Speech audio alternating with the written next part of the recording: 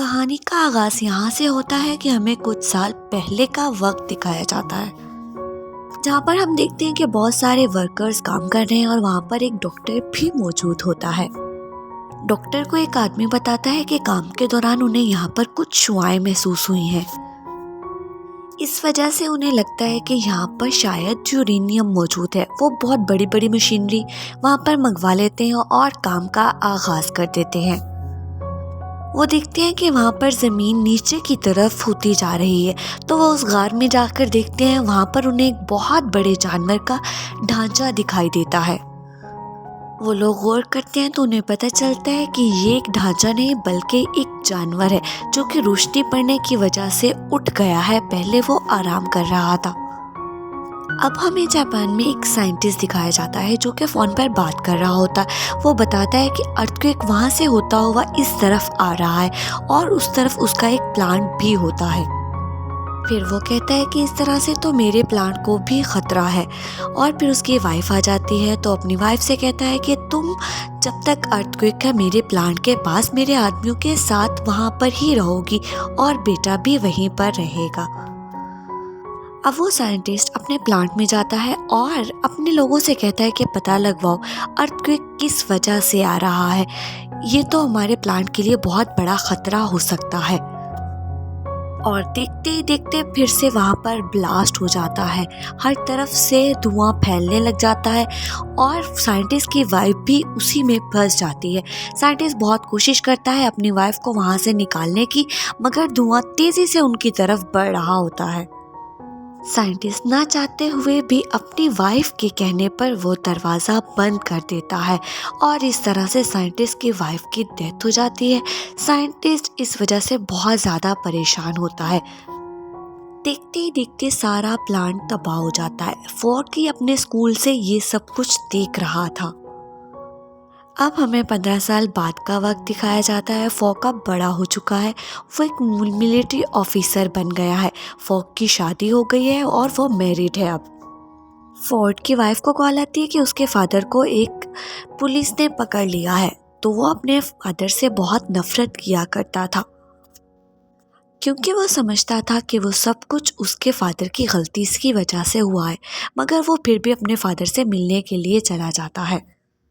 Scientist अपने बेटे को बताता है कि वो सब एक हादसा नहीं था बल्कि हमें वहाँ पर शुआएं महसूस हुई थी और उसकी वजह से वहाँ पर ब्लास्ट हुआ था।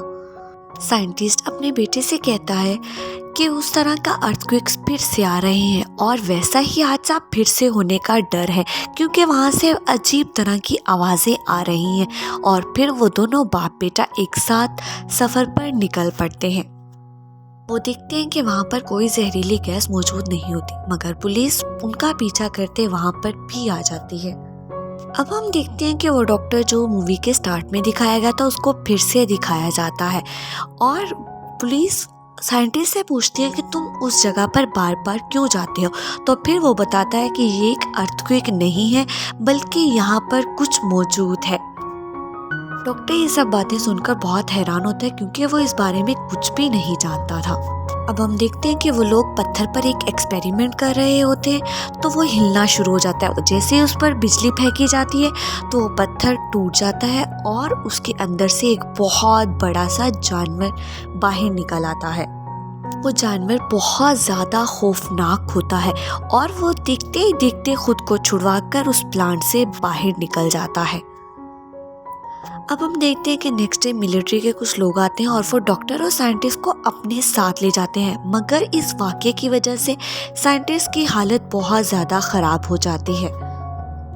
मिलिट्री ऑफिसर उनको बताता है कि ये कोई आम जानवर नहीं है बल्कि ये पहले ज़मीन पर मौजूद था और जैसे ही ज़मीन पर शुआएं ख़त्म होती गई तो ये समंदर की गहराइयों में जाता गया ताकि वो खुद को बहुत मजबूत करके बाहर निकले। गॉडजिला को मारने के लिए एक कंपनी बनाई गई थी, मगर वो आज तक गॉडजिला को नहीं ढूंढ पाए थे। अब हम देखते हैं कि साइंटिस्ट की डेथ हो चुकी है। अब हम देखते हैं कि साइंटिस्ट की डेथ की वजह से सब लोग बहुत उदास हो जाते हैं। इतने में वहाँ पर एक कॉल आती है हेड को, और वो देखते हैं कि समंदर में रेडिएशंस फील हो रही हैं। एक उस जानवर की इतला थी, मगर उसके साथ कुछ और भी इतला मौसूल हो रही थी। वहाँ पर कुछ लोग भेजे गए थे जो देखते हैं कि समंदर के अंदर से बहुत बड़ा जानवर बाहर निकल रहा है और वो शहर की तरफ बढ़ रहा है। लोगों में उसकी वजह से खौफो हरास फैल जाता है और हम देखते हैं कि गॉडजिला बहुत ज़्यादा चिल्ला रहा होता है। अगले दिन टीवी में खबर चलती है कि वो जानवर गॉडजिला से भी बचकर वहाँ से भाग गया है और वो समंदर के अंदर चला जाता है। डॉक्टर की टीम की फीमेल कहती हैं कि हमें कुछ अर्सा पहले 2 अंडे मिले थे और एक अंडे में से वही जानवर निकलकर जापान की तरफ चला गया था और दूसरे अंडे को एक जगह पर रखवा दिया गया था और फिर वो लोग कुछ लोगों को भेजते हैं और उस अंडे का पता लगवाते हैं। अब वो देखते हैं कि उसमें से भी जानवर निकलकर वहाँ से कहीं जा चुका है। अब पता चलता है कि उसमें से जानवर निकलकर किसी और शहर में जाकर खौफो हरास फैला रहा है। डॉक्टर उस जानवर को टीवी पर देखता है तो वो गौर करता है कि उस जानवर के पर नहीं है और फिर पता चलता है कि ये एक फीमेल वर्जन है और फिर वो दूसरे जानवर की पिक्चर देखता है तो पता चलता है कि वो एक मेल वर्जन है। फोर्ड भी एक फौजी था तो उसको फौजी मिशन पर भेजा जाता है और उसको फिर जाना पड़ता है। टीम मेंबर हेड को आकर बताते हैं कि वो दोनों जानवर मिलकर बहुत ज़्यादा तबाही मचा रहे हैं और लोगों में खौफ राज फैला रहे हैं। तो वो उन्हें कहता है कि हमें एक बॉम्ब के साथ इनको उड़ाना पड़ेगा। एक टीम मेंबर उठकर कहता है कि इस तरह से तो उन्हें और भी एनर्जी मिल सकती है।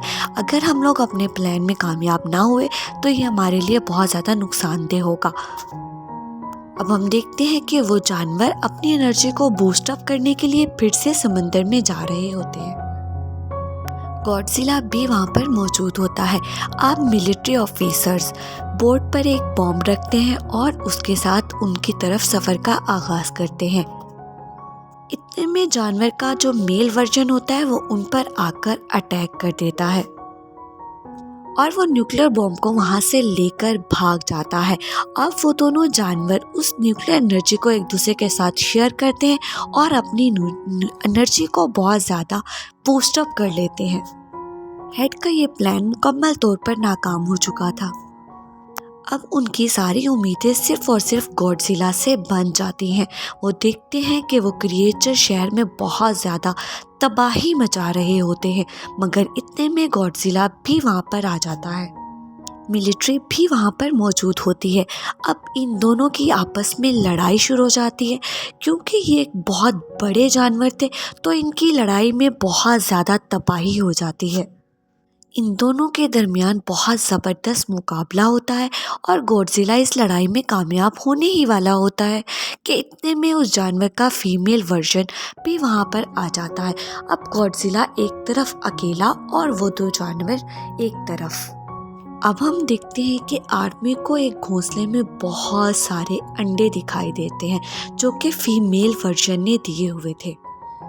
उन अंडों को देखकर उनके दिमाग में एक प्लान आता है तो वो ऐसे करते हैं कि उन अंडों को मारने के लिए वहाँ पर एक बॉम्ब ब्लास्ट कर देते हैं, जिसकी वजह से सब के सब अंडे मर जाते हैं और ये देखकर मेल और फीमेल वर्जन दोनों को बहुत ज़्यादा दुख होता है और वो अपनी लड़ाई से थोड़ा पीछे हट जाते हैं।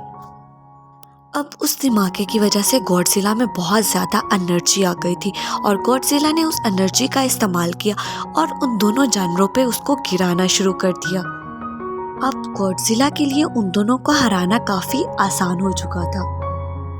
देखते ही देखते अब मेल वर्जन की डेथ हो जाती है। फीमेल वर्जन को देखकर बहुत गुस्सा आता है, वो फोर्ट की तरफ बढ़ने लगती है तो गॉडजिला उसको भी पकड़कर वहीं पर मार देता है।